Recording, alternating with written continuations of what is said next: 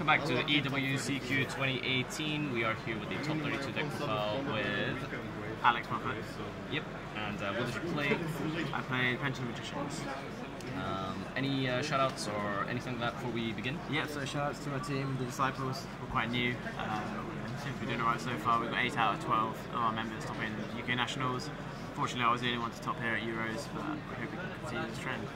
Cool, awesome. What's your list? Yeah, so I played Pendulum. It's got an extremely easy matchup against Trickstar Sky Strikers and Pure Sky Strikers, but it's got a very hard 50-50 matchup with Goki. So we basically built it to beat Trickstar Sky Striker, and then hopefully the side deck would deal with Goki going second. It's going second against a U-Link, as you can imagine with Pendulum, there isn't any house in your main deck. So we're starting off with the extenders, 3 Chronograph, Yeah. 3 Cerberus, and then 2 Jackal. Right. And then 3 Abyss Actor. Right. So these are your main extenders, obviously that comes off the Cerberus. You just need to have a turbo card to summon Electromite before you Pendulum summon in order to gain the most value. And going second, you want exactly the same thing pretty much. Okay. And Cerberus is also like the best card going second. And then for the Magician engine, we played a very high Magician count. So it's mostly standard, apart from maybe the free Oath and the second Black Fang and Purple Poison. Oath is really underrated. It's one of the best cards because obviously everyone knows Harmonizing is the heart and soul of the deck now after Astrograph is gone.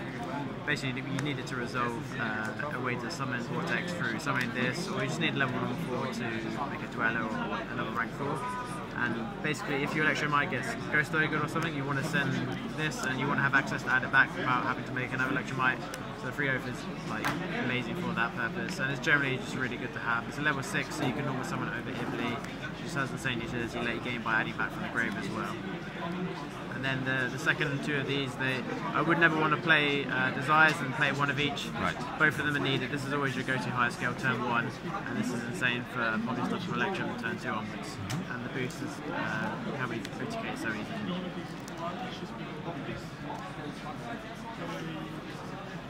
And this one, obviously the second effect is good against Trickstar. It never came up for me, but it's really good to have for that purpose. And also when you're playing into like Reincarnation and there's a draw in hand, you just want big guys to summon and it's right. Yeah.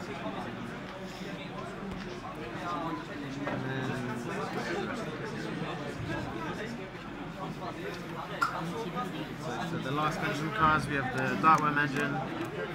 So again, fairly standard. 3 of these are still really good. It's really good to open for just adding the +1. It's not the best card to get drawed on because you're only adding a 0 scale that isn't really influencing the game. But at the end of the day, it's not the worst card. But if you can play around draw, normally you would send this off Dragon Shrine, activate your card where you want to draw something, and then if you get drawn, and you just win off that. But I'd much rather resolve a Desires than resolve and add off this, for instance. It's an easy side out going game 2 and 3, but I'll probably keep both of these so I can hopefully resolve them. Then the last Pendulum card is just the one Hamster. It's an extremely good utility to have in your deck that you can send off Electromite. Both the normal summon effect. Normal summon effect isn't as prevalent now because you're only playing 1 compared to 3 before, so you'd have to have the right targets to actually summon 2 of rather than summon 2 Hamster. But the scale effect is still the best part of it. Adding back 2 Chronos and pushing damage is crazy. It's an easy side out as well, game 2 and 3. Okay. And then spells, 3 Desires. Always back and forth between 2 and 3 of this card. I chose to play the third, me and Marcus Patel, who made the deck with me. We decided on the third because realistically there's only about 35 cards that we actually want to main deck, so we just had to add more cards to fill up to the 40. And it's obviously this draw 2 is broken.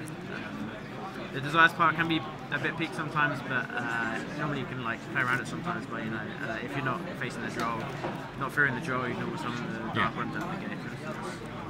Okay. And the spells, so 2 Dragon Shrine and the 1 Foolish, very simple. It's the best card to open, but any more than that would be too much. And then the last 2 spells in the main deck is 1 Stargraph and 1 Pendulum. This is really good, especially against pure any card that has targeting. So you'd happily summon a Naruto or your Jackals, and you know they would be able to be targeted by Widow Anchor or Afterburner. It's amazing in the grind game as well. Basically, it's just any Magician, and then every turn onwards they have to deal with it. Otherwise, you're going to be fussing definitely. And then the one Pendulum call. It's a bit weird at one, but it's still a really good card because you want to search out the good magician cards like Oath Dragon, Harmonizing. It's just a bit dodgy to play too many of because of the obviously Ash and Droll. Droll isn't bad at all. Like if you activate this and they draw you, that's fine because they lost a card and you haven't negged at all, and you've got cards to facilitate pluses through Droll like Oath Dragon and back. I might play 2 in the future, but 1 was really good. I think I only activated it twice. It didn't get Ashes either time, so I was very happy when I did that. Extra deck. Yeah. 3 Electromite. The third does come up a lot. I would never play 2. And then the other links are just the Zephyr and the Underclock. So the Zephyr obviously for the combo with Vortex, and then this as 2 reasons why I would play this is 1 because a lot of the time you want to make 2 Electromite before your Pendulum Summon in order to send the Jackal, so you have your 3 negates. And then when you do that, you don't have the you summon this before your Pendulum Summon. And then in order to link for the link away the Absolute to summon the Vortex, you'd have to link for this. Right. And it's also really good for pushing for game. Yeah. Okay. And the ranked 4s, so Trapeze, Tornado, Kangor, and Dweller. Dweller is amazing at the moment versus Goki. It's very much it storms the game ahead for you. Kangor is exactly the same for any version of Sky Strikers. A lot of people forget that it's not once per turn. So I had someone use an Afterburner on like a Vortex. I chained that. They had a monster target for me to chain that to, and then they also chained a Wind Anchor. So I just chained it again, targeted the monster. So they just lost 2 cards and then destroyed their own monster. And then these 2 Tornadoes, obviously standard, just for like you always want to have it in your deck to out-hand spell or whatever in the current game. And then this one is slightly different, I guess. It's just pushing for OTKs. The 1 turn actually made it. Attention team captains for the team tournament. Okay. Bearings for round 3 are being posted. So Attention team captains for the these are team the 2 rank 4s that you tournament. generally want to make. Bearings for round 3 But it's are quite hard if you being don't know what your posted. opponent is playing. So obviously if it's Goki this, if it's Trickstar, Trickstar Strikers, Ghost Strikers, you want to go for this. It does help when you know what your opponent is playing. So sometimes I did have to like take the odds on making one or the other, and it didn't play out. But it's fine if you make this and you're playing Trickstars because you have 2 other negates. It's hard for them to play through that, and you're big border monsters, so having this isn't that bad. Okay. And then staples, obviously this for the Vortex combo. Yeah.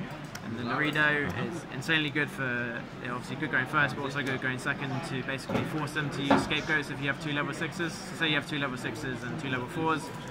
They either have to use scapegoats right then, or you make this and they can't activate it, or that forces them to do the scapegoats, and then with the level 4s you make this and all the goats. And this is obviously an amazing OTK enabler as well. And the other synchros, really standard, and it helps break the untargetable Greki board.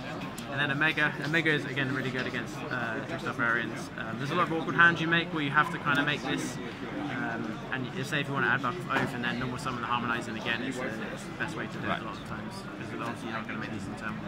Okay. And side deck, Yeah. so 3 Denko, and then 3 Red Reboot. So this is the main cards going in against Trickstar Sky Striker. So game 2 and 3 I would never choose to go first in that matchup, or Pure Sky Striker. I'd always side in these 6 for Trickstar Sky Striker, and then for Pure Sky Striker I'd side in these 6. So again, Trickstar obviously just shut down all the reincarnations if they don't standby phase them, and if they do standby phase them, then we've got this. Shots with the goes, obviously it's just amazing for killing them. It's even drawing 2 isn't that bad, because in the grind game if they out the first one, they're still going to set a card the next turn, and then you'll flip that on them. And then for the Pure, this obviously just shuts down all the back row, so you don't have to, you can literally play around the back row, because Wind Anchor is actually, it can be quite difficult to play around. I know it's a Pendulum deck and there's so many options you have, but there's some hands where you really need the Electron to resolve so you can fix your scales and stuff, so you just want to shut off Wind Anchor.